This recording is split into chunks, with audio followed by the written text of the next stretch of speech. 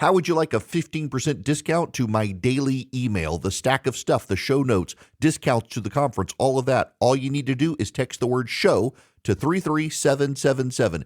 You'll get the annual subscription with a 15% discount to my daily email. You'll get the stack of stuff, the links to the show notes, discounts to the conference, and so much more. All you have to do is text the word show, SHOW, to 33777. Text show to 33777.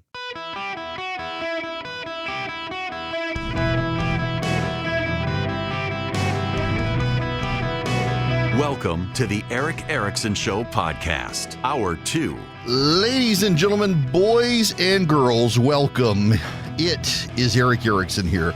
The phone number is 877-973-7425.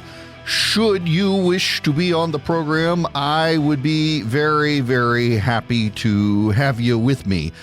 We need to talk about violence and the American political parties, because there is some news about how the nation is shaping up now with the gerrymandering situation. And I'm going to spend more time on the Democrats' reaction to Virginia, because they are really going off the rails. But Harry Inton noted the other day that after the Virginia Supreme Court 4-3 ruling that the legislature had violated its rules, the Democrats have gone back from a 10-1 redistricting plan to a 6-5 redistricting plan. The reality, however, is that the Democrats could actually pick up 8 of those seats.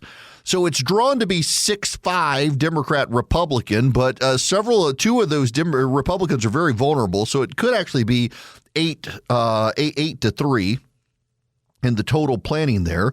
And the Democrats, they're actually, they're gonna need a leg up. The Democrats are getting upset about it. They're getting angry about it. And angry Democrats tend towards violence. Now, that's not me. That is the actual polling that's out there right now, that YouGov has another poll that is consistent now with their last polling from last year on violence in America. And what it shows is that 25% of progressives are willing to use violence for political ends. Now, there's a larger issue here. How many of you have heard of Spencer Pratt? How many of you have heard of Spencer Pratt? If you have, the odds are you have heard of Spencer Pratt because of social media or Fox News. I was in my Sunday school class on Sunday, and Spencer Pratt's campaign came up in Los Angeles in conversation before his class started. We were just talking about stuff, and somebody asked what I thought about Spencer Pratt. And I said, "Where'd you hear Spencer Pratt?" And this is on Twitter. I saw his commercials and the debate, and I heard you play part of his debate on your show. It's like, well, the odds are probably he's not going to win. Now, he could win, but this is one of those phenomena that you kind of miss if you're very online or you watch Fox News all the time. I listen, I like Fox News. I worked for Fox News for 5 years. I got a lot of friends at Fox News. But if you're only watching Fox News, you're rotting your brain. Same if you're watching CNN or MS Now. These newscasts are no longer designed to tell you what's going on. They're designed to keep you coming back for more and convincing you of things that aren't necessarily true. And the buzz that Spencer Pratt is getting in social media and on Fox News is disproportionate to his support on the ground in Los Angeles, which you might not realize if you're always watching Fox or you're always on social media. He's probably not going to win. In the same ways, my buddy Ben Domenech points out, who's now the opinion editor at Daily Wire, most Americans support Israel. There's this angsty conversation happening online about the rise of anti-Semitism in the West, and it is rising. It is going up, but most Americans actually don't hate Jews and don't hate Israel. But online, you would think that there's been this massive shift in a reality. Then it's just not true. It's also not true that MAGA is split. There is no major division in MAGA. I wrote a piece for World Magazine in the last couple of weeks about the lack of a split in MAGA.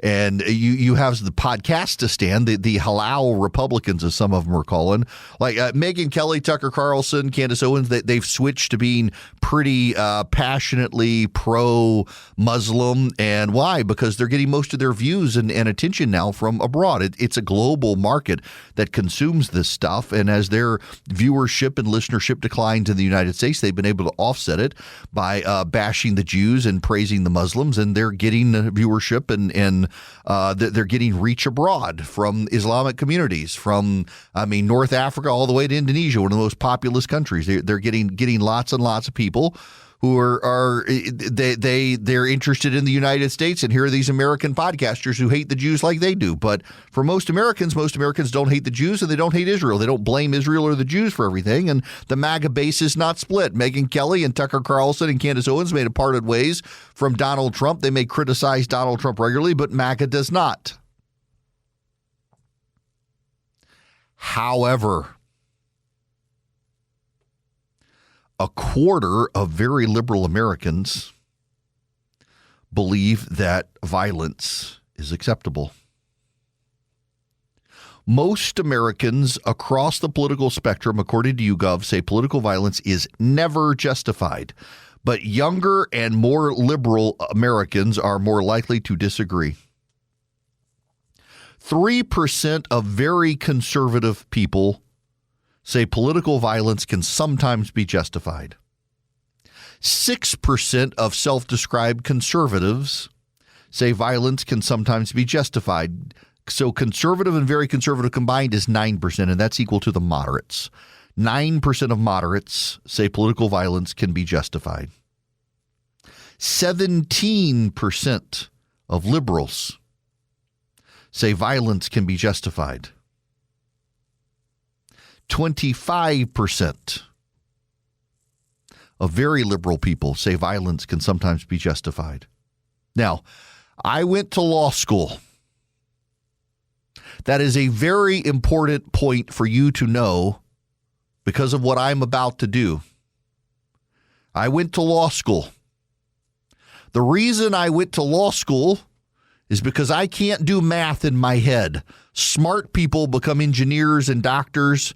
Dumb people like me, we become lawyers. The lawyers out there are nodding their heads, knowing that I'm right. The non-lawyers are pretending to be offended by what I just said on behalf of the lawyers. The lawyers know it's true.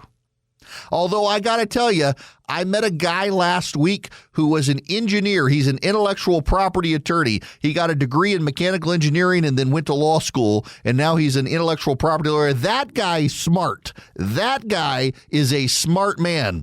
Most of us who went to law school, we did the poli-sci in history English track. I was a joint double major poli-sci in history with a minor in English. Almost, had I stayed an extra semester, could have gotten a major in English as well. I was fine with the minor, went to law school, still paying on the law school loans. I am not a smart man. I cannot do math in my head. All of that is to say, if it's 25% of very liberal people and 17% of liberal people who believe that violence is sometimes, I think that's 42%. I think that's 42%. 7 plus 5, if I got enough fingers there, that's 12. You carry the 1, 2, 3, 4. Yep, 42%, I do believe, is the right number. Now, again, I went to law school. I could be wrong. But I think when you add 25% of very liberal people and 17% of liberal people, you get 42% of liberals believe violence is sometimes justified for advancing your political position. And if it's 6% of conservatives and 3% of very conservative people, now, listen, I did go to law school, but I think I can do that in my head that's 9%. That's less than 10%. That's tied to the number of moderates out there. So 9% of moderates and 9% of conservative, very conservative people think that political violence is sometimes justified. compared to 42% of liberal and very liberal people think violence is sometimes acceptable, according to YouGov. Now, think about how that is playing out. It's playing out with Colin Allen trying to assassinate the president of the United States. The wackadoo in Florida who tried to break into Mar-a-Lago to harm the first lady. Do you remember that one? Because that one got very little attention. A friend of mine had to send me the news link to remind me that, yeah, that happened last year. Someone tried to storm Mar-a-Lago to take out the first lady of the United States, and that got very little news coverage, except that you can find the stories about it. And then there's the guy who hid in the bushes at the Trump golf course to try to kill the president because he was upset with the president's policies he thought on Ukraine, which are actually better policies than Joe Biden's policies. Then there's the kid in Pennsylvania who appeared to actually just be crazy. He wasn't really ideological. He was just crazy. He wanted attention. There's the guy who killed Charlie Kirk. Side note on that one. I got a buddy. He's got a friend. I met his friend the other week. And his friend says to me, do you really think Tyler Robinson killed Charlie Kirk? I was like, what are you listening to? The conspiracy theory people? Why is it that sometimes for some people the simple answer is just not enough? There's got to be some conspiracy. It's got to be the Jews. It's got to be something. Tyler Robinson tried to get away with it. He confessed to his parents who turned him in. His transgender lover is going to turn against him. But because Candace Owens, a crazy woman with a microphone, told you that it's the Jews, you're suddenly convinced it can't be Tyler Robinson. No, that would be too easy. No, that people couldn't get away with it. Really? Because crazy people on the internet convinced you. Maybe if you doubt, let me put it to you this way. If you have suspicions that perhaps Tyler Robinson was not the assassin, you should stop whatever podcast you're listening to. You should stop listening to them. Whatever YouTube channels you're listening to, whatever Instagram influencers you're listening to, you should stop listening to them. If you have any doubt in your head that Tyler Robinson is not the assassin, you should stop listening to whoever you're listening to because you're getting brainwashed. You're probably a smart person. And you know, for some reason, it's the smart people who always fall for the dumbest things. It's never the plumber who's getting scammed by the Asian person sending them an email saying their Twitter account was compromised. It's the smart, sophisticated person who's getting scammed. If you really think that there's a sinister conspiracy to the murder of Charlie Kirk, you really need to be deprogrammed. I know a guy, by the way, have a business relationship with him, who was convinced that there was no way that that gun that Tyler Robinson used could have killed Charlie Kirk. There's just no way. That caliber, there's no way it could have done what they claim it did. And then here comes the forensics lab from the FBI who confirms that was the gun and it was the bullet, and they can't tie that specific bullet to the gun because of the damage to the bullet, but the bullet was of the caliber of the gun. And that goes, I don't know what to think. Well, you don't know what to think anymore because you've been actually confronted with the truth and you believe the lie. And the left has believed a lot of lies over the years, and the left has turned to violence. And those of you who are listening to these conspiracy theory podcasts are believing the lies, not the truth. And you're going to be the people on the right. You're going to be the 9% of the right who believes that sometimes political violence is justified. And your logic is going to be, well, 42% of the left thinks it's justified, so we got to fight fire with fire. It's not going to end well for people in this country when the number crosses 50%. It's already at 42% on the left believe that violence is sometimes acceptable to advance politics. 42%. That's a really big number. That is a dangerously high number. More than a third of people on the left. Look, I can do that fraction.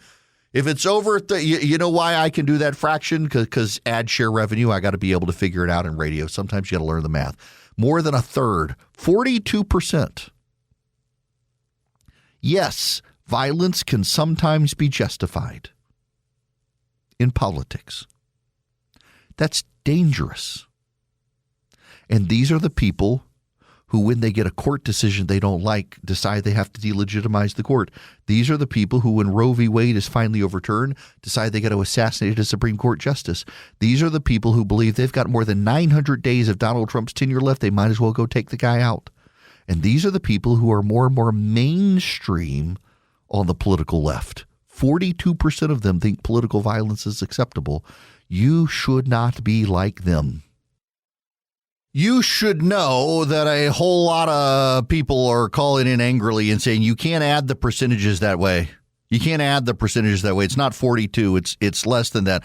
Okay, it's still way more than the right. It's still way more than the right. I'm sorry that you disagree with my math. As I explained, I went to law school. So you can't add percentages like this. I had somebody try to explain it to me in an email, and his email made no sense. You got to add the percentages and then divide by the other percentages. What? It doesn't matter to me. It's still a lot of liberals want to kill you if you don't get away with it. And all the liberals, you're misrepresenting. You're misrepresenting. I'm sorry, but double-digit percentages of progressives want to kill you and think it's fine if they disagree with you on politics, and hardly any conservatives do. You want to argue over the numbers? Argue over the fact that it's a hell of a lot many more liberals want to kill you in politics and think it's justified. And that's a real problem. And spare me not me. And you know what it is, and we'll get to this in a little. We'll talk about this in Virginia, where they're all upset about it and wanting violence against judges now. The fact of the matter is that secular ideologies are the ones you get the genocides in, because if Earth is the only place you can get to heaven, you got to get rid of all the sinners who were polluting it. That's why they're always, whether it's Stalin or Hitler or Pol Pot or Mao. It's the socialists who are always in favor of the genocides to wipe out the people who disagree with them so they can have their heaven on earth. That's a growing, alarming number of progressives in America are okay with violence. You know, the even worse part is the younger you get, the more willing you are to justify violence. Not good. Now, I got to tell you, because I used my Eden Pure Thunderstorm last night, I made fried chicken sandwiches with pimento cheese and bacon and honey. And it was fantastic. I was inspired by this place called Barnsley Resort that I love. They have this fried chicken sandwich where they drizzle honey on it and they put on pimento cheese and bacon. And I duplicated the sandwich. It was not as good as the one at Barnsley Resort. And everyone's like, oh, it's so delicious. No, it wasn't as good as the one up there, but it was still fantastic. And I made French fries and I made I cooked well last night, but because I fried the chicken in the house, I had to use my Eden Pure Thunderstorm to wipe out the odors afterwards because the flour and the oil kind of got burn smelling. You can go to EdenPureDeals.com, put in discount code ERIC3, and you can get 3 Eden Pure Thunderstorms, save $200. You have a money-back guarantee if it doesn't wipe out the odors, but it'll wipe out the odors. It wiped out the odors in my kitchen last night. My wife was a little bit perturbed at the smell, and then she wasn't because the Eden Pure Thunderstorm took care of it. EdenPureDeals.com is the website, EdenPureDeals.com. The discount code is ERIC3. If it does not wipe out odors, they got a money-back guarantee. You can see the site for details. Save $200, get 3 of them, EdenPureDeals.com. The discount code is ERIC3. Greetings, conversationalists. Welcome. It is Eric Erickson here. If you are listening on my flagship station, WSB, at 2 p.m., you will have my conversation with Burt Jones, the Lieutenant Governor of Georgia, the last of the 4 candidates running for governor that we're interviewing. There are others out there, but we had a polling and fundraising criteria for folks to get on. And if you're on every other station, I still want to talk about the redistricting and the fallout. The Democrats are losing their minds. They've become unglued because it's all about power to them. It's all about power.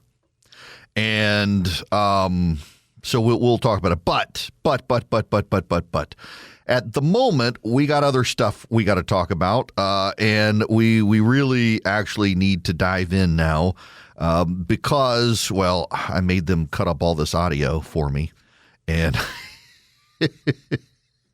I mean, occasionally you do want to take advantage of all the audio that I suddenly look and realize is for some reason not synced in my Dropbox, which is fine because I can go in and I can get it myself.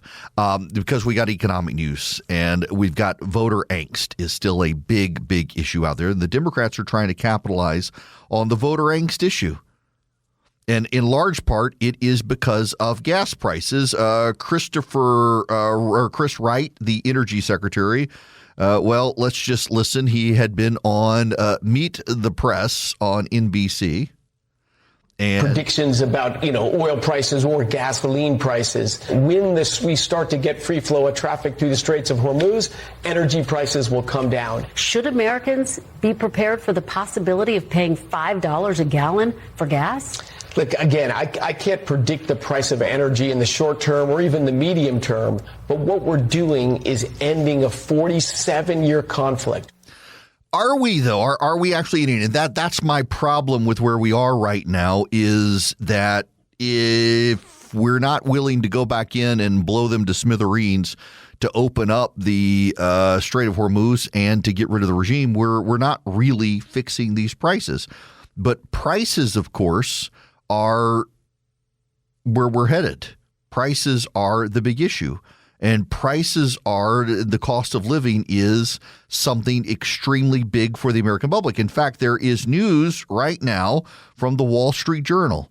The Trump administration is opening the way to import more steaks and ground beef from overseas. The administration is planning to temporarily reduce tariffs on beef imports as soon as Monday, according to people familiar with the matter. The move would suspend the annual tariff rate quota, which applies a higher tariff rate after a certain level of beef imports are reached. Listen, I don't want to pick a scab that is healing with some of you. But some of you are absolutely convinced that tariffs don't cause prices to go up. In fact, there are loud voices these days surrounding the Trump administration led by a guy named Orrin Cass, who claims to be an economist, who's not actually a trained economist. I think from what I read, he had like a econ class in college, and that's what I had. So I guess I get to call myself an economist, too. He's actually not a trained economist, and he's a big advocate of tariffs. And he has gotten members of the Trump administration, along with the people inside the Trump administration, to go along, Peter Navarro and others, to go along with tariffs. So let me again read for you this paragraph from the Wall Street Journal. The Trump administration is opening the way to import more steaks and ground beef from overseas, part of a broader effort to address record high beef prices. The administration is planning to temporarily reduce tariffs on beef imports as soon as Monday, according to people familiar with the matter. The move would suspend the annual tariff rate quota, which applies a higher tariff rate after a certain level of beef imports are reached on all beef exporting nations, enabling more of the product to enter the U.S. at a lower tariff rate. If tariffs don't cause higher prices, why are we reducing the tariff? Why are we reducing the tariff? A White House official said the tariff decision aims to address short-term supply issues with beef in the U.S., while the deregulatory efforts will help lower ranchers' costs over time. The deregulatory efforts are in conjunction with the Small Business Administration to increase loans and access to capital for U.S. ranchers and to reduce protections for gray and Mexican wolves under the Endangered Species Act, a focus of rancher complaints. The administration will reduce some regulations for U.S. cattlemen, including Agriculture Department rules requiring them to use electronic ear tags on livestock. The administration in February allowed more beef imports from Argentina in a bid to lower prices. While prices over the past year and a half have eased for eggs, milk, and other products, beef have continued to rise. Ground beef prices are up 40% from 5 years ago, and that has a lot to do with the herd.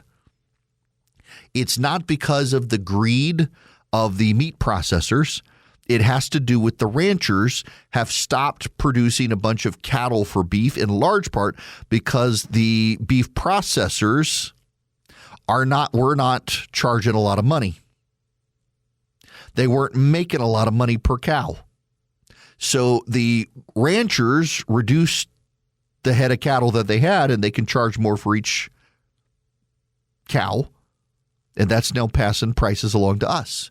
And they were doing it because they felt like the processors, which are kind of an oligopoly, there aren't very many of them, weren't charging them enough. This has had a cascading effect. So now the president is getting rid of tariffs, which we were told did not cause prices to go up. And we're getting rid of the tariffs because now the administration says, well, that will lower the costs to bring in meat from abroad because there won't be a tariff. So they'll be cheaper. But I thought the tariffs weren't causing high prices. I thought the tariffs didn't raise the rate. Of course, anyone who knows anything about economics other than Orrin Cass and the people in the White House actually understand that tariffs raise prices. It's the same problem that Ford Motor Company is having now with building the F-150. There are reports that Ford may have to slow down production of the F-150, the best-selling vehicle in America, because aluminum prices are so high because the president has imposed a 50% tariff on aluminum. So you know what's happened with the 50% tariff on aluminum? American domestic aluminum manufacturers have raised their price over 30%. Why? Because anyone who's an economist who actually knows economics, unlike the people in the White House and Orrin Cass, know that if the importer's price goes up by 50%, domestic producers can raise their prices, and as long as they keep it lower than 50%, they're still going to make more money. It's what basic economics says. It's what free market economists have years and years and years said, and yet the people in the White House listen to the people who claim to be economists and actually aren't economists and did what those people wanted, and everything the actual economists said would happen is actually happening.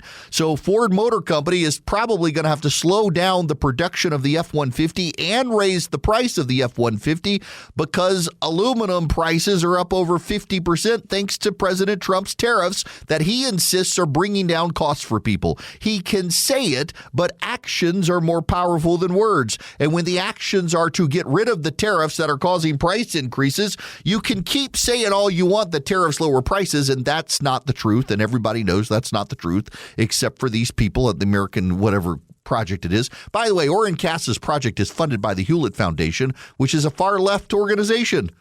So you got a guy who isn't an economist, who claims to be an economist, who claims to be conservative, who's funded by the far-left Hewlett Foundation, who people in the White House listen to, who decided to impose all these tariffs, and these tariffs are driving up prices. And now they're having to get rid of the tariffs on beef because beef prices are so high, they got to find a way to lower the tariff. In the same way this White House is announcing they want to consider getting rid of temporarily the gas tax. Why? Because, like tariffs, if you get rid of taxes, prices come down.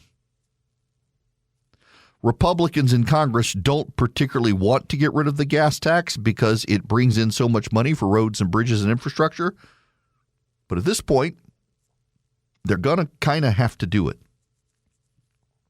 They're going to kind of have to do it because they got to bring down the gas tax.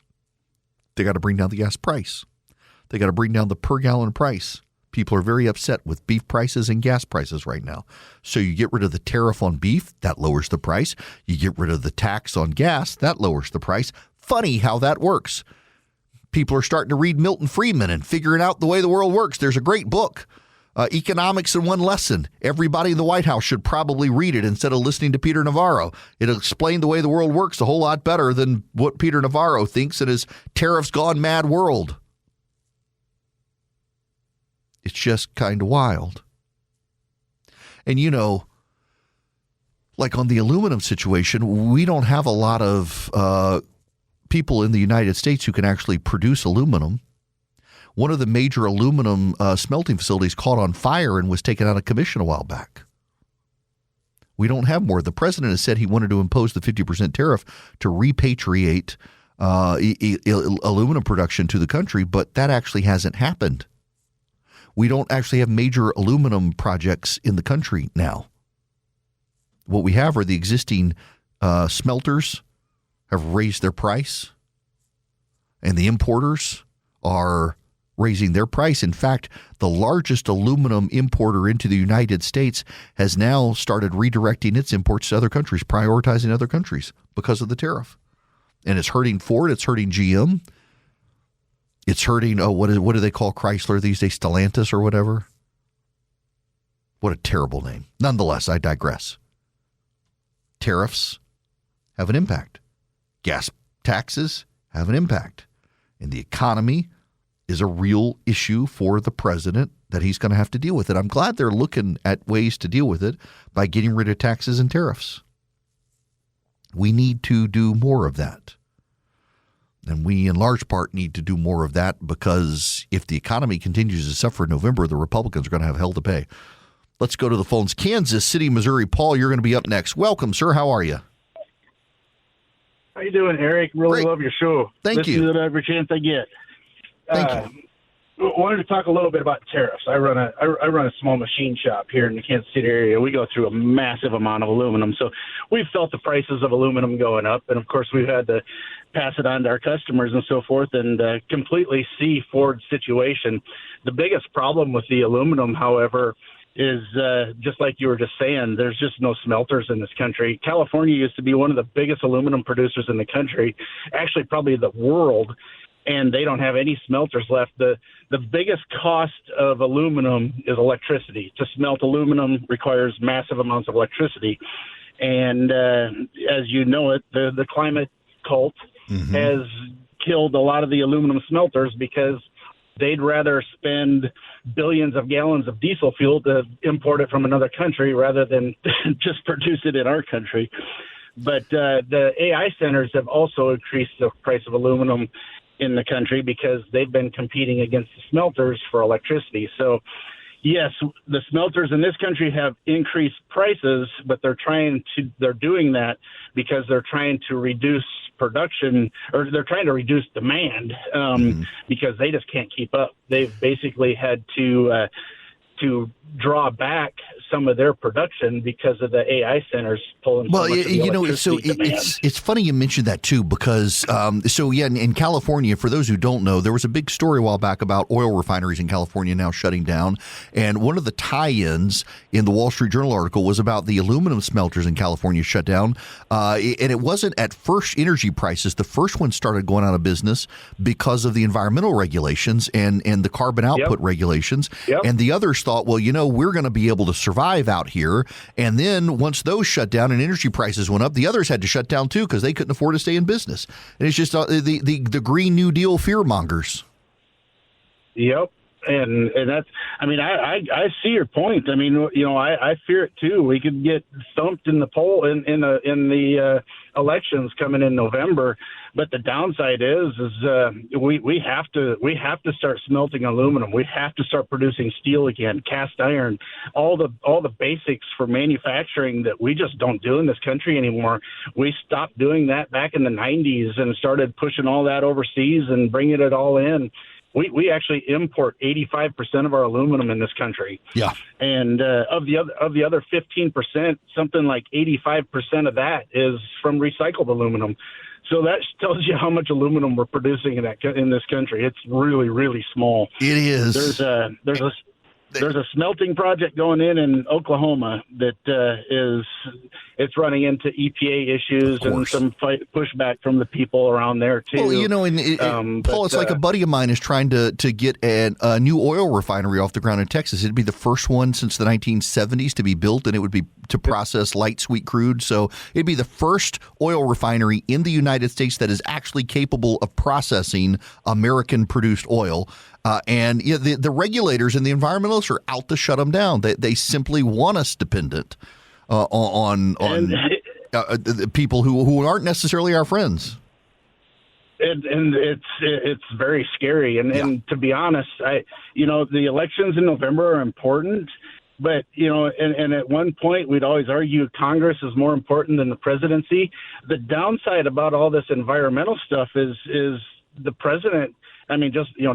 Trump got rid of a lot of the climate stuff, but if a Democrat comes in, they're just going to put it all back. That's exactly all these right. Things, yep. all these things we're trying to do, oil refineries, smelters, you name it, they're just going to get axed. Yes. They're just going to get thrown out the door. Yep. Paul, look, I got to let you go there. I appreciate it. But yeah, and to your point, that's why Congress has got to lock some of this stuff in, and that's why you got to have a Republican-controlled Congress with the president willing to push through some of the lock-ins so the executive orders can be made permanent. Hello, America. I am delighted to have you with me. Coming up, we got to talk about the absolute meltdown by the national Democrats. Apparently, they had a call this weekend among some Democrats. People were on the call crying about the Virginia Supreme Court decision, wanting revenge on the justices for not giving them their way. And also, the New York Times has a piece from a socialist environmentalist who says essentially they need to stop talking about the climate crisis because the smart people are already on their side and the stupid people don't care. That literally the arrogance of it, just kind of wild, absolutely wild to see. By the way, I should note we got the PGA Championship happening this week. It is going to be a great golf week out there. Now, before I move on to anything else, including all of that stuff, I got to play this ad. Speaking of Spencer Pratt, have you heard this ad? This is an ad that a union is doing in Los Angeles against Spencer Pratt. Republican Spencer Pratt is the last thing Los Angeles needs for mayor. Pratt opposes using taxpayer money to build brand new houses for our unhoused neighbors, saying it's time for the homeless to get help or get out. Pratt thinks LA needs thousands more police officers rather than more social workers, and Republican Spencer Pratt thinks public employee unions should have less power, not more. LA is on the right track and needs to stay the course. Vote no on Republican Spencer Pratt. Literally, that's paid for by Los Angeles County unions opposed to Spencer Pratt and the AFL-CIO. I really thought that had to be like a reverse psychology ad for him, but no, apparently it's a real ad. That's crazy. Like sign me up. I still don't think he's going to win, but that's hilarious. Swiss America wants to give you the bleeding edge investment information you need to stay ahead of everybody else in your investment game. Go to SwissAmerica.com/Eric. You can click their news and views tabs and get informed about global markets and currencies and the like. SwissAmerica.com/Eric. Now, not only that, you can sign up and get their Secret War on Cash report completely free. The Secret War on Cash involves the government trying to steer you towards debit cards and credit cards and away from currency. Why? Because they can't monitor your spending if you use cryptocurrency or even cash. So go to SwissAmerica.com/Eric today. Sign up, get their report completely free, SwissAmerica.com/ERICK. Sign up with Swiss America. If you're interested in precious metals, they've been the nation's trusted leader in precious metals for 40 years. And they can help you in your investment decisions when it comes to precious metals. SwissAmerica.com/ERICK. Coming up, the meltdown over redistricting. And if you're on WSB in Atlanta, my conversation with Burt Jones, the Lieutenant Governor.